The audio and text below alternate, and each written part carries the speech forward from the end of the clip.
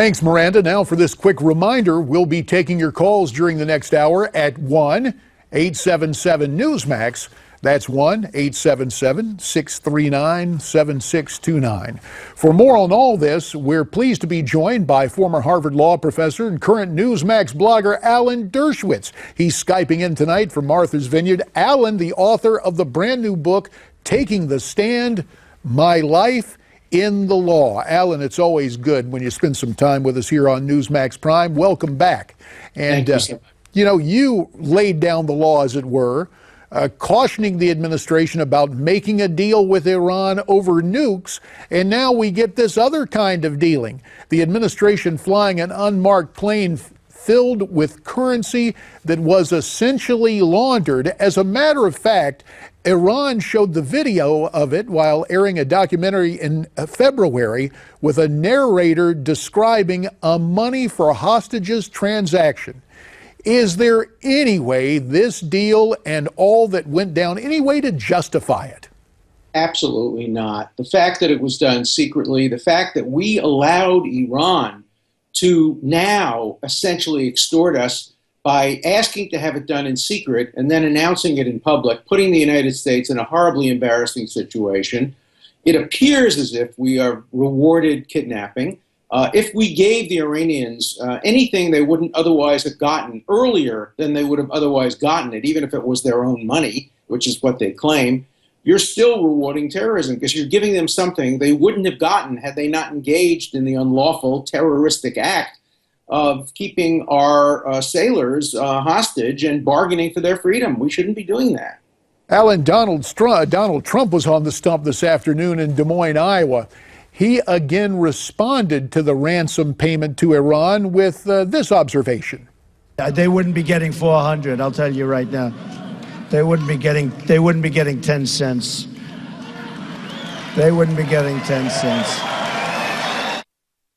So there is Mr. Trump making an effective point in this campaign. Will Mr. Obama's actions with Iran and the fact that Hillary is campaigning in effect for Mr. Obama's third term, will it hurt her campaign? And will Americans really now on foreign policy go, wait a minute?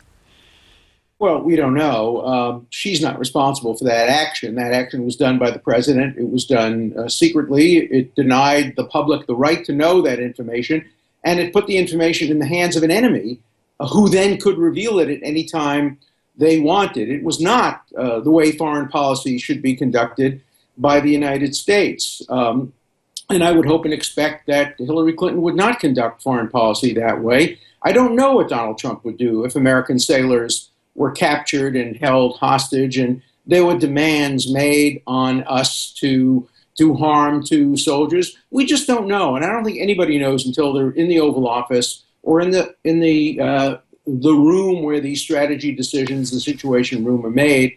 I think when you vote for president, you have to ask yourself who you would like to be in that room making the hard decisions involving the life and death or captivity of American sailors. And I would hope we would learn from this. We do not conduct these kinds of negotiations in a way that empowers people who engage in unlawful acts, the way the Iranians did by keeping our sailors. We don't give them the power when to release the information, to take a video of it. We don't use unmarked planes and cash in a way that allows them to hold that over our head. That was a serious mistake. And yet, Alan, yesterday, President Obama insistent this was not ransom. What was your reaction when you heard that from the president? Well, it reminds me of, it depends what ransom is. It depends what is.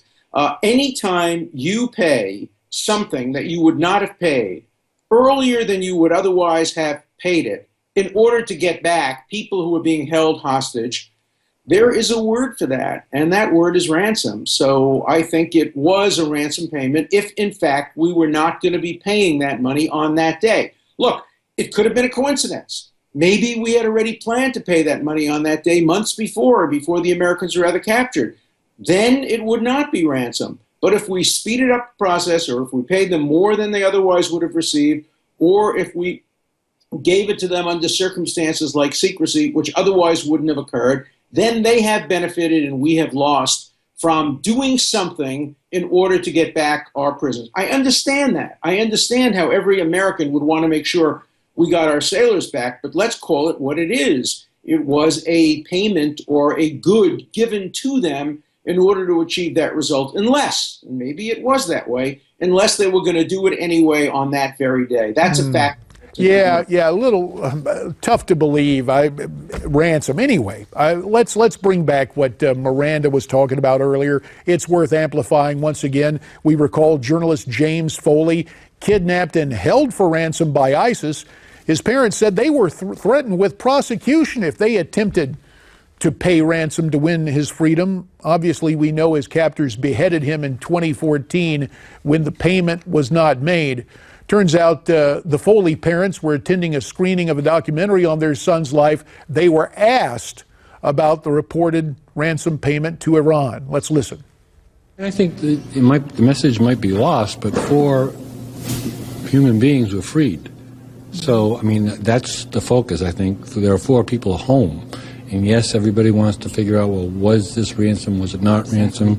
The idea is there are 4 people who were captured, who were whatever, in very unfavorable situations, are now free. Alan, 20 seconds for the last word on this. Well, we always want to free our people, whether they are military people or civilian people or CIA people. We have to do it. And I don't quarrel with a government that has to pay ransom, but let's at least acknowledge what we're doing and let's not deny it. And let's not give our enemies the power to hold it over our head and decide whether to release it and when to release it. That's just not good foreign policy. Alan Dershowitz tonight via Skype from Martha's Vineyard. We thank you, Alan. And again, Alan's new book is entitled Taking the Stand, My Life in the Law. Thank you. When we come back, my former congressional colleague Mike Flanagan and noted attorney J. Christian Adams on voter ID and a ruling against the IRS. Stay with us.